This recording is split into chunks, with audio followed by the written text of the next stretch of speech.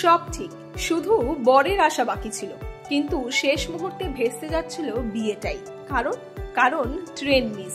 বরযাত্রী সহ বর স্টেশনের কাছাকাছি এসে গেলেও জাস্ট একটুর জন্য বেরিয়ে যাচ্ছিল ট্রেন। শেষে মাঠে নামলেন রেল কর্তারা, আর তাতেই শেষ পর্যন্ত হলো মুশকিল আসান। এই অভিনব ঘটনার সাক্ষী থাকলো হাওড়া স্টেশন। সূত্রের খবর, মুম্বাই থেকে গুয়াহাটি যাচ্ছিল বরযাত্রীদের দল। প্রথমে তারা ধরেছিল গীতাঞ্জলি এক্সপ্রেস, আর সেই ট্রেন চড়ে হাওড়া, তারপর সেখান থেকে সরাইঘাট এক্সপ্রেস। পরিকল্পনা এমনটাই ছিল, কিন্তু মাঝ রাস্তায় প্রায় 3 ঘন্টা লেট করে গীতাঞ্জলি এক্সপ্রেস, আর তাতেই ঘটে বিপত্তি। শেষ পর্যন্ত হাওড়া স্টেশনে পৌঁছানোর আগেই দেখা যায় সরাইঘাটের ছেড়ে যাওয়ার টাইম হয়ে গেছে।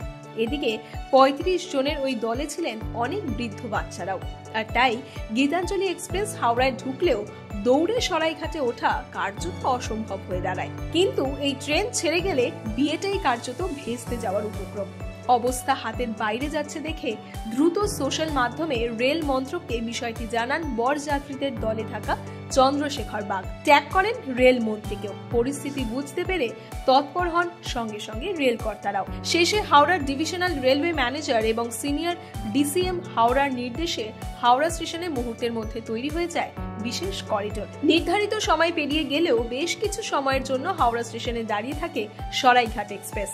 অন্যদিকে পরিস্থিতি সম্পর্কে অবগত করা হয় গীতাঞ্জলি এক্সপ্রেসের চালককেও। দ্রুত তাকে ট্রেন নিয়ে হাওড়া স্টেশনে ঢুকতে বলা হয়। 21 নম্বরে ঢোকার কথা গীতাঞ্জলির, আর 9 নম্বরে দাঁড়িয়ে সরাইঘাট। ততক্ষণে বরযাত্রীদের সঙ্গে থাকা জিনিসপত্র দ্রুত 9 নম্বর প্ল্যাটফর্মে নিয়ে যাওয়ার জন্য হাওড়া স্টেশনে ততক্ষণে তৎপর একেবারে রেল কর্মীরা। আর শেষ পর্যন্ত হাওড়ায় দেখা মেলে গীতাঞ্জলি এক্সপ্রেসের। ঢোকা মাত্রই দ্রুত বরযাত্রীদের সরাইঘাটে তুলে দেন রেল কর্মীরা।